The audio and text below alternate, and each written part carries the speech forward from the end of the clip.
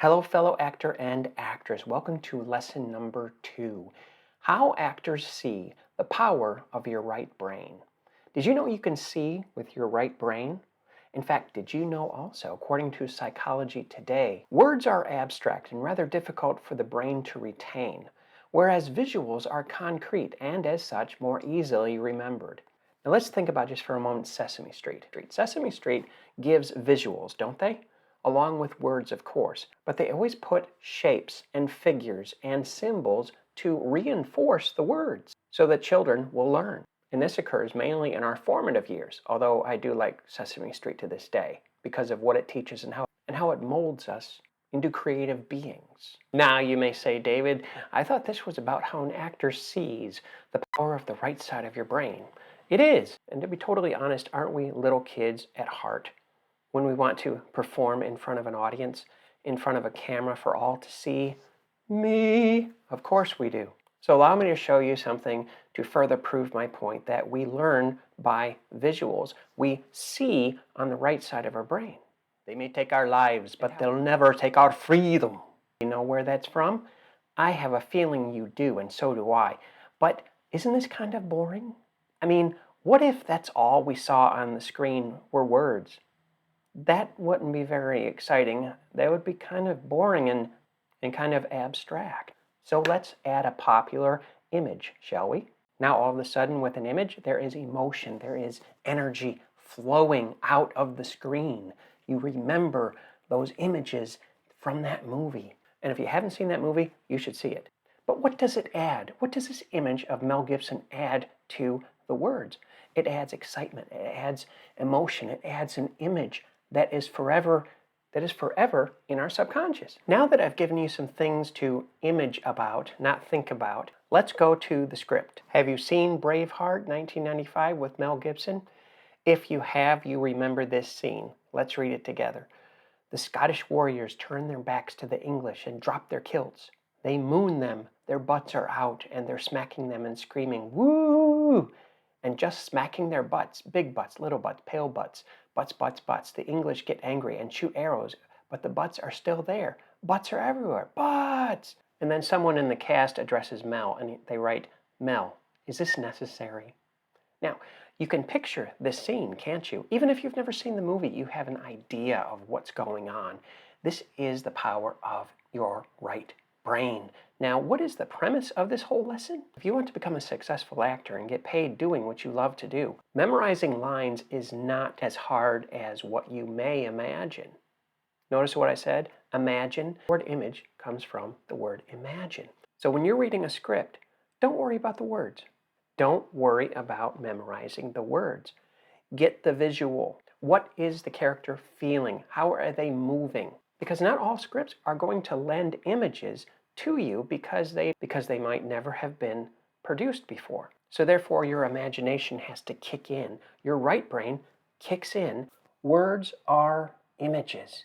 Now here's a little practical information for the actor in you. Have you ever heard that we only use 10% of our brains? Actually, that is a lie.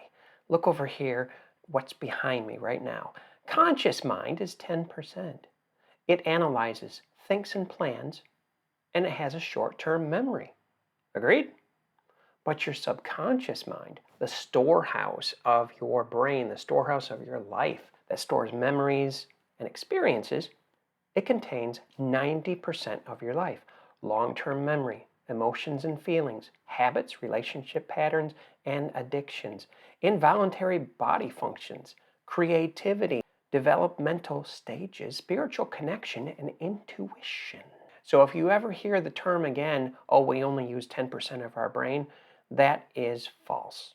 Actors rely upon their subconscious to bring their subconscious mind into their conscious mind, to pull whatever kind of memories, to pull whatever kind of emotions or feelings or long-term memories from their subconscious mind into their conscious mind so they can apply it and serve the character and breathe their own life into that character. And that is exactly what you do each and every time you study a script or when you audition. And the more you focus on the images of the words, the easier you can slip into the character and win the audition. Now, what exactly is the left brain and the right brain responsible for? Let's take a look. The right brain is responsible for intuition, love, poetry, freedom, passion, creativity, yearning, and peace. All those lovely intangibles that actually make life worth living. The left side of the brain is logic, analytics, practical application, strategy, control, science, realism. All of that is very necessary. However, without the right brain and the ability to produce images, the left side of your brain would be kind of void of creativity. Now, every time you study a script, I would like you to remember this. Thoughts become ideas. Thoughts become ideas. Ideas become images. Images become words. Words manifest actions.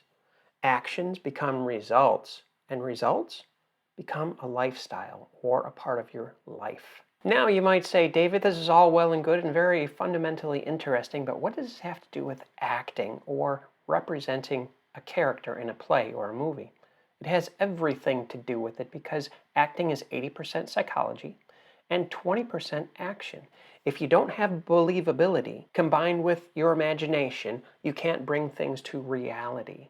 It's all a bunch of pretend and indicating. You have to breathe your life, your imagination, your images into a character. Because within the script, there are things, there are actions, there are motives, there are passions, freedoms, desires of that character that you must physically, mentally, and emotionally portray with your face and with your body. So it behooves you to know a little bit about character psychology. Or as William Shakespeare put it, all the world is a stage, and we are merely players. So the world is your stage. It's the place where you learn. It's the place where you learn about yourself, because as I've said before, acting is all about self-discovery. You discover yourself on the stage, in the environment, in the atmosphere. You discover that you are a player amongst all players. And everybody thinks differently, and everybody has a different psychology, a different BS, a different belief system, a different approach to each character. This is why you never give up acting. This is why you push and you continue to mold yourself and to understand psychology and how people think, how people image and imagine life to be, because imagination becomes your reality.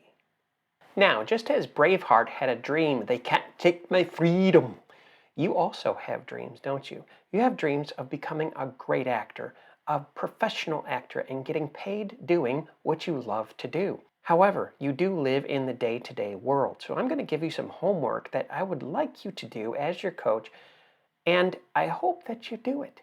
Do you have a dream board? You may say, David, what is a dream board? A dream board is a board of dreams. You actually take a poster board or a cork board and you put it on your wall, someplace where you'll see it quite often. And on that board, you place your dreams, pictures from magazines or printouts that you get on your computer, anything that is extraordinary that you want to bring into your life, that you want to image every day and imagine that you have it every single day. This will have a powerful effect on your lifetime, as well as your acting career. Because whatever you think, you become. Proverbs says, as a man thinks in his heart, so is he, so he becomes. So anything that we think, anything that we image, that we believe, comes to pass eventually. The more we focus on something, the more it manifests itself in our lives. Because we don't get what we expect. We get what we focus on every single time. So I want you to do this for yourself today. Get a corkboard, get a poster board, something that you can place on your wall and start putting your images, your dreams up there. Pictures of yourself as a director, as a film director, as a stage, playing in a Broadway show in New York City. Your dream house, your dream girl, your dream guy, your dream dog, anything that you deem important for your lifetime. Because this is what acting is all about, isn't it? It's about imagination. Now, in this lesson, we just scratched the very surface of the right side of your brain. So if you want to know more about the right side of the brain, your imagination, and where it can take you, I highly recommend these books. Building a Character, Creating a Role and an Actor Prepares by Konstantin Stanislavski. Also, visit the YouTube channel called The Bennett Theater Lab, Actor in Training, the Stanislavski System. You will be glad you did. So, what did you learn, fellow actor? Are you more appreciative of your right side of your brain? Remember the power of reflection and also the power of journaling.